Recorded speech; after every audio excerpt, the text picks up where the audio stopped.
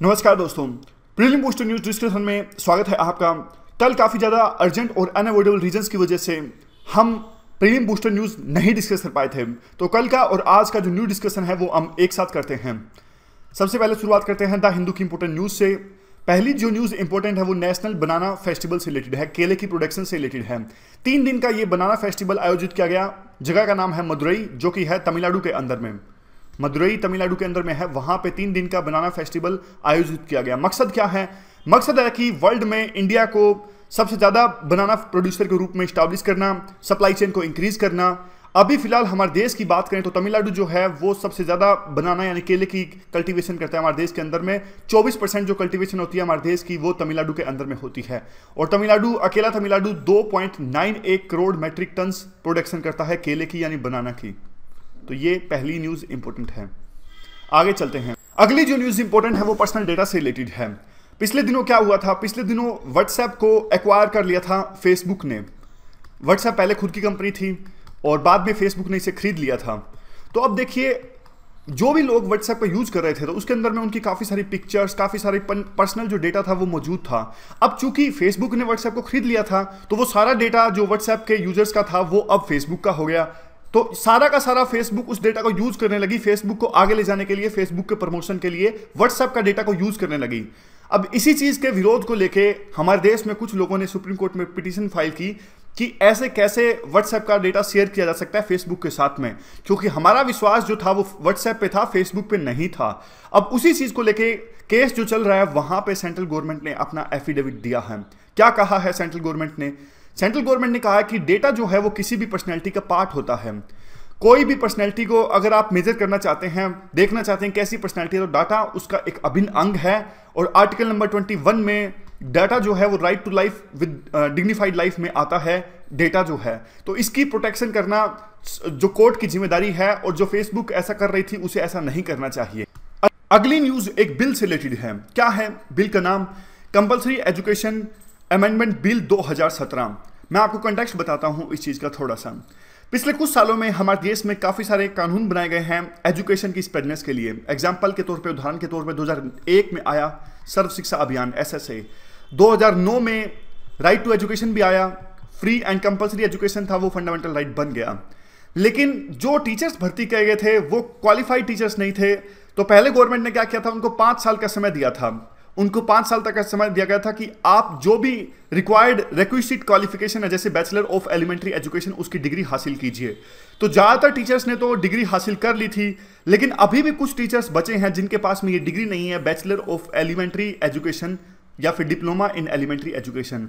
तो सरकार एक कानून बनाने जा रही है कि अभी भी उन टीचर्स को 2 साल का समय दे रही है सरकार कहती है कि जिन भी टीचर्स के पास में ये 2 डिग्रीज नहीं है, इन दोनों में से कोई एक डिग्री नहीं है, वो नहीं पढ़ा सकेंगे। 2019 के बाद में ये कानून जो है वो अप्लाई हो जाएगा, ऐसा गवर्नमेंट कह रही है। यानी वो टीचर्स जिनके पास में डिग्री नहीं है या तो 2 साल के अंदर अंदर में डिग्री हासिल कर लें, अदरवाइज उनकी नौकरी चली जाएगी बिल के अनुसार में। चलते हैं अगले आर्टिकल की तरफ में। सेतु भारतम स्कीम। सेतु भारतम स्कीम क्या है? जो भी हमारे नेशनल हाईवेज हैं उनके ऊपर से ब्रिज बनाएंगे। यानी कहने का मतलब यह कि कई बार ऐसा होता है कि जो फाटक है, रेलवे का क्रॉसिंग है, उसकी वजह से वाहनों का बहुत ज़्यादा जाम लग जाता है। तो इसी वजह से अब जाम फ्री बनाने के लिए नेशनल हाईवेज को सरकार ये स्कीम चला के आई थी, सेतु भारतम स्कीम। तो इसमें क्या होगा? इसमें यह होगा कि जो भी नेशनल हाईवेज हैं जहां पे पहले जाम लगता था रेलवे की क्रॉसिंग की वजह से, वहां पे उनके ऊपर में ब्रिज बनाया जाएगा। तो एक आंकड़े के अनुसार में 150 रेलवे ओवर ब्रिजेस बनाए जाएंगे और 204 लेवल क्रॉसिंग्स बनाई जाएंगी। तो ये पूरी स्कीम है सेतु भारतम। उसके अलावा और भी सरकार ने काफ़ी सारी स्कीम्स चलाई हैं, जैसे राष्ट्रीय राजमार्ग जिला संयोक्ता परियोजना। इसमें क्या है? 5600 किलोमीटर का जो हाईवेज है उसको लिंक किया जा रहा है 123 डिस्ट्रिक्ट हेडक्वार्टर्स से।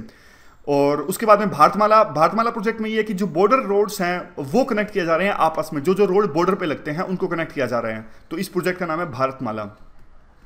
आगे कैग से रिलेटेड न्यूज़ है। कैग ने देखिए अपनी एक रिपोर्ट पेश करी। उस रिपोर्ट में कैग ने कहा कि आज जो आर्मी के पास एम्यूनिशन की जो कंडीशन है वो काफ़ी ख़राब है और हाई कैलिबर का इक्विपमेंट्स की बहुत ज़्यादा कमी है, जिसकी आवश्यकता होती है बहुत ज़्यादा इंटेंस वार को लड़ने में। तो जिसने report the, controller and auditor general के जो चेयरमैन होते हैं उनके बारे में थोड़ा सा हम डिस्कस कर लेते हैं। आर्टिकल नंबर 148 में जिक्र है इनका, और रोल क्या होता है? रोल ये होता है कि देखिए जो भी गवर्नमेंट खर्चा करती है या फिर कंडीशंस की कैसे जो पैसे दिए गए हैं उनका किस प्रकार से यूटिलाइजेशन हुआ, जो गवर्नमेंट ने पॉलिसीज बनाई क्या वो वास्तव में अच्छी पॉलिसीज थी, क्या उनका बेहतर विकल्प भी था। जैसे मैं आपको एग्जाम्पल के तौर पर बताऊं तो अब पहले क्या था, यूपीए गवर्नमेंट के दौरान में 2G घोटाला हुआ था। तो 2G घोटाला में यही था कि जो स्पेक्ट्रम है उसकी ऑक्शंस की गई है वो किस प्रकार से की गई है। तो कैग ये सब काम करता है, देखता है कि जो भी ऑक्शन हुई है, जो भी काम सरकार ने किए हैं, जो पॉलिसीज अपनाई हैं, कि वो बेस्ट पॉलिसीज थे या फिर उनके अल्टरनेटिव से सरकार को ज़्यादा फायदा हो सकता था। जो पैसा सरकार ने लिया कंसोलिडेटेड फंड ऑफ इंडिया का, क्या उनका अच्छे से यूटिलाइज हुआ है या नहीं हुआ है, ये सब काम देखती है कैग। तो अब इनकी अपॉइंटमेंट प्रेसिडेंट के द्वारा की जाती है, रिजाइन भी प्रेसिडेंट को सौंपते हैं, टेन्योर 6 साल या फिर 65 years, salary consolidated fund of India से निकाली जाती है। रिमूवल जो होता है जैसे सुप्रीम कोर्ट के जज का होता है वैसे इनका रिमूवल। आर्टिकल 151 के हिसाब से सेंट्रल गवर्नमेंट से रिलेटेड जो भी रिपोर्ट्स होती हैं वो ये प्रेसिडेंट को सौंपते हैं, और स्टेट गवर्नमेंट से रिलेटेड जो भी रिपोर्ट्स होती हैं वो कैग के जो चेयरमैन है वो सौंपते हैं गवर्नर को, और बाद में प्रेसिडेंट पार्लियामेंट में रखते हैं और गवर्नर विधानसभा में रखते हैं। अगली जो न्यूज़ है वो एक स्कीम से रिलेटेड है जिसका नाम है आजीविका ग्रामीण एक्सप्रेस योजना। ये ministry of rural development launch करेगा, और ये एक सब टाइप होगा। पहले से सरकार एक स्कीम चला रही है जिसका नाम है दीनदयाल अंत्योदय योजना, नेशनल रूरल लाइवलीहुड मिशन। तो आजीविका ग्रामीण एक्सप्रेस योजना सब टाइप होगा। पहले से जो स्कीम सरकार के द्वारा चलाई गई है जिसका नाम है दीनदयाल अंत्योदय योजना, नेशनल रूरल लाइवलीहुड मिशन। क्या है इस स्कीम के अंदर में? इस स्कीम के अंदर में देखिए जो सेल्फ हेल्प ग्रुप्स हैं उनको एम्पावर करेगी सरकार, ताकि वो ग्रामीण इलाके यानी दूर दराज के जो रिमोट ग्रामीण विलेजेस हैं वहां पे ट्रांसपोर्ट की फैसिलिटीज प्रोवाइड की जा सके। तो इसके हिसाब से इनको दिए जाएंगे ई रिक्शा, 3 या 4 व्हीलर्स, मोटराइज ट्रांसपोर्ट। एक इनको तो क्या मिलेगा, रोजगार मिलेगा, और जो दूर दराज के गांव के लोग हैं, रिमोट एरियाज हैं, वो उस ट्रांसपोर्ट की सहायता से जुड़ सकेंगे मार्केट से, एजुकेशन एंड हेल्थ फैसिलिटीज से, और जो दूसरी जरूरी फैसिलिटीज होती हैं उनसे। अगली न्यूज फाइनेंस मिनिस्टर के उस बयान से रिलेटेड है जिसमें फाइनेंस मिनिस्टर यानी वित्त मंत्री अरुण जेटली ने कहा कि इलेक्शन कमीशन जो है अभी तक अपने आप में सक्षम नहीं हो पाया है कि ब्लैक मनी के यूज को रोका जाए इलेक्शंस के अंदर में। और इसी के रिगार्डिंग में अरुण जेटली ने कहा कि सरकार ने सजेशंस मांगे थे ऑपोजिशन पार्टी से ताकि वो अपनी अपनी राय रखें कि किस प्रकार से ब्लैक मनी के यूज को कम किया जा सकता है इलेक्शंस के अंदर में, लेकिन कोई भी ऑपोजिशन पार्टी सामने नहीं आई, उन्होंने अपनी राय, अपने सजेशंस नहीं दिए गवर्नमेंट को।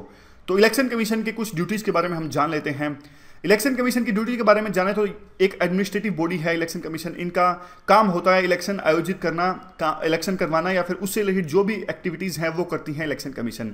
उसके बाद काफी सिंपल ड्यूटीज हैं, काफी बार हमने डिस्कस भी करी है, जैसे election commission advisory quasi judicial body होती है, determining the constituency, dispute settle करती है। जैसे अब इलेक्शन के सिंबल को लेकर डिस्प्यूट था समाजवादी पार्टी के अंदर में मुलायम सिंह यादव और उनके बेटे अखिलेश यादव के बीच में, तो इस तरह के डिस्प्यूट्स को सोल्व करना, code of conduct publicity, voters को रजिस्टर करना, पार्टीज को रजिस्टर करना, ये सारे काम इलेक्शन कमीशन ही करती है। कोई भी इलेक्शन जब करवाना है तो उसका शेड्यूल जारी करना, कौन कौन सी डेट्स को इलेक्शन होगा, किसी भी पॉलिटिकल पार्टी को, नई पॉलिटिकल पार्टी को रिकॉग्नाइज करना, सिंबल्स एलोकेट करना, प्रेसिडेंट को एडवाइस करना, एमपी को डिस्क्वालिफिकेशन करने की बारी आती है तो गवर्नर को राय देना, उनको एडवाइस करना, जब एमएलए से रिलेटेड कोई डिस्क्वालिफिकेशन केस हो तो पोल्स को कैंसिल करना, सारी मशीनरी को सुपरवाइज करना, ये सारे के सारे जो काम हैं वो इलेक्शन कमीशन करती है। अगली न्यूज़ नॉर्दर्न रिवर टेरापिन से रिलेटेड है। यहाँ पे देखिए, ये जो आप पिक्चर में देख रहे हो ये है नॉर्दर्न रिवर टेरापिन, इसका दूसरा नाम है बटागुर बस्का। काइंड ऑफ ये एक टर्टल है और काफ़ी ज़्यादा इंडेंजर्ड है, इवन टाइगर से भी ज़्यादा। IUCN की रेड लिस्ट के हिसाब से ये क्रिटिकली इंडेंजर्ड है, जबकि दूसरे साउथ ईस्ट एशियन कंट्रीज़ की बात करें तो वहाँ पे तो ये एक्सटेंट भी हो चुका है। तो ज़्यादा थ्रेटेंड है टाइगर से भी, लेकिन सुर्खियों में काफ़ी कम आता है, न्यूज़ में है अभी। तो याद रखिएगा, नॉर्दर्न रिवर टेरापिन एक टर्टल है जो यहाँ पे पाया जाता है सुंदरबन में, और टाइगर से भी ज़्यादा थ्रेटेंड है, अभी क्रिटिकल इंडेंजर्ड आता है IUCN की रेड लिस्ट के अंदर में। चलिए PIB की डिस्कशन कर लेते हैं और देख लेते हैं PIB में कौन सी न्यूज़ इंपॉर्टेंट है। सबसे पहले है प्रधानमंत्री मातृ वंदना योजना। ये एक सेंट्रल स्पॉन्सर्ड स्कीम है।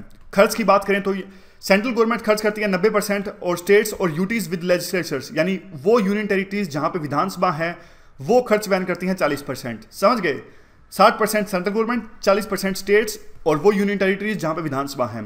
लेकिन नॉर्थ ईस्टर्न स्टेट्स के लिए स्पेशल रियायत है, और नॉर्थ ईस्टर्न स्टेट्स और 3 हिमालयन स्टेट्स के लिए जो खर्च है 90% है सेंट्रल गवर्नमेंट, और 10% ये जो नॉर्थ ईस्टर्न स्टेट्स या फिर 3 हिमालयन स्टेट्स। 100% खर्चा सेंट्रल गवर्नमेंट वहन करती है उन यूनियन टेरिटरीज में जहां पे विधानसभा नहीं है, यानी बची हुई 5 यूनियन टेरिटरीज। और स्पेशल गाइडलाइंस सरकार ने जारी करी हैं। किस लिए है ये स्कीम? ये स्कीम इसलिए है, 2-3 सरकार के मकसद हैं, ऑब्जेक्टिव्स हैं। एक तो ज़्यादा से ज़्यादा इंस्टीट्यूशनलाइज्ड डिलीवरी करवाना। आमतौर पर देखिए, जो मैटरनल डेथ्स या बच्चे की मौत काफ़ी ज़्यादा होती है अगर हॉस्पिटल में डिलीवरी नहीं होती है तो सरकार ने क्या किया। और दूसरा इससे ज़्यादा क्या हुआ कि जो वेज लॉसेस है वो भी काफ़ी ज़्यादा हो जाता है। जो बीपीएल महिलाएं हैं, जो कामकाजी महिलाएं हैं, जो गरीब परिवार से बिलोंग करती हैं, वो काम करती हैं, तो बच्चे के जन्म के दौरान में काफ़ी दिनों का रेस्ट करना पड़ता है। वो उस जितने दिनों का रेस्ट जरूरी होता है वो गरीब महिलाएं वो रेस्ट नहीं करती। तो सरकार उस पैसे की भी, यानी जो वेजेस का लॉस हो रहा है उसकी भी भरपाई सरकार करना चाहती है। तो इसीलिए सरकार ने प्रावधान रखा कि 5,000 रुपये मिलेंगे जो बीपीएल महिलाएं एक प्रकार से हॉस्पिटल में जाकर डिलीवरी करवाती हैं। तो लेकिन इसके साथ साथ सरकार ने 3-4 कंडीशन रखनी है। कौन कौन? जैसे आधार कार्ड से लिंकेज, या फिर डिलीवरी से पहले रजिस्टर करवाना पड़ेगा, उसके बाद में बच्चे का टीकाकरण करवाना पड़ेगा, एंटीनेटल चेकअप करवाना पड़ेगा। तो ये कंडीशंस हैं, तब जाके 3 इंस्टॉलमेंट्स के अंदर में बारी बारी से 5,000 रुपये मिलेंगे। तो स्कीम का नाम याद रखिए, प्रधानमंत्री मातृ वंदना योजना।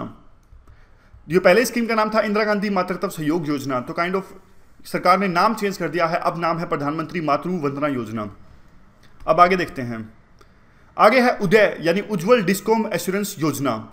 ये जो स्कीम है, ये जो इलेक्ट्रिसिटी डिस्ट्रीब्यूट करती है कंपनीज, उनको घाटे से उबारने के लिए है।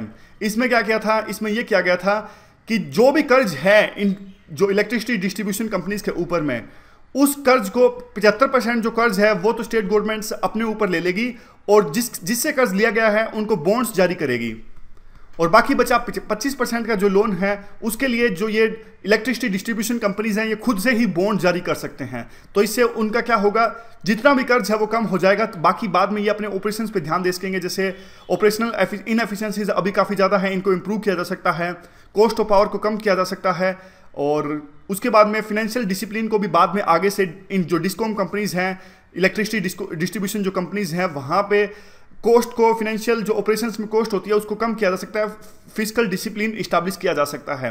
तो इंपॉर्टेंट चीज़ है, ये स्कीम इंपॉर्टेंट है, उदय उज्जवल डिस्कॉम एश्योरेंस योजना।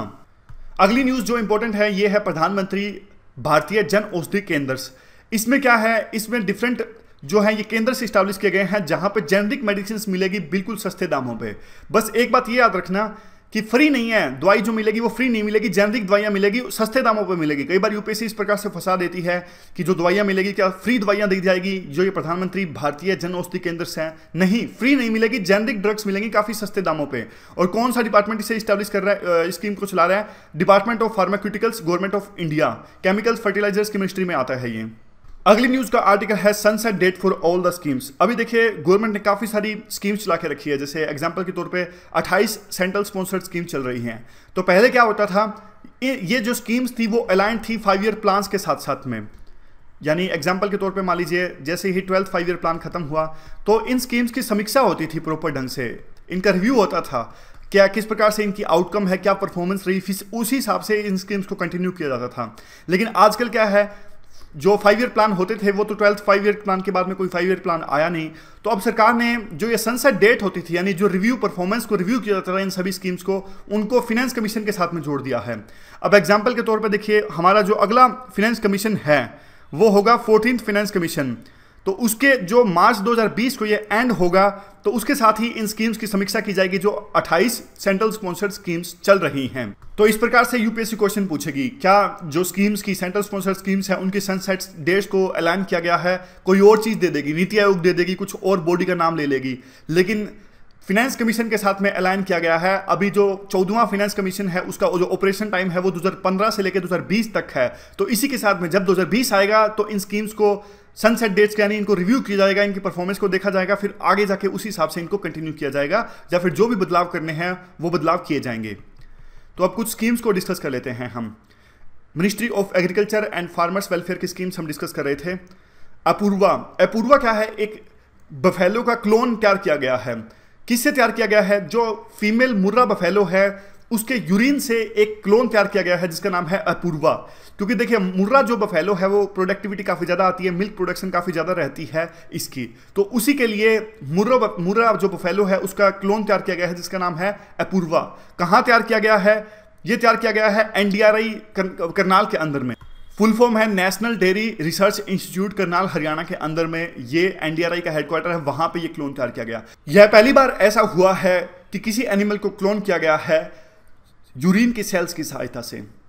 अगला जो स्कीम है हमारी वो दीपासा है। दीपासा को जानने के लिए पहले आसा को जानते हैं हम। देखिए आसा क्या है। आसा एक ऐसा एनिमल है, बफेलो है, जो वाइल्ड लाइफ प्रोटेक्शन एक्ट में शेड्यूल 1 के अंदर में आती है। ये इंडेंजर्ड एनिमल है IUCN की रेड लिस्ट के अंदर में।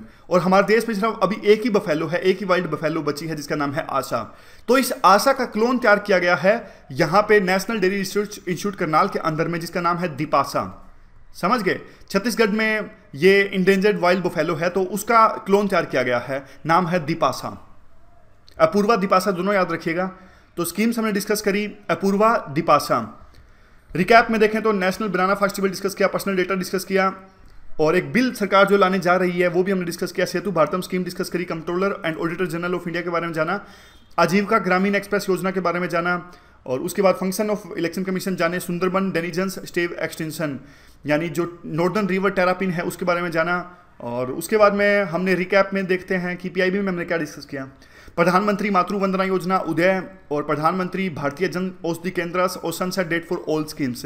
तो ये सारी डिस्कशन आज हमने करी। तो इस डिस्कशन में बस इतना ही। Thank you very much for discussion.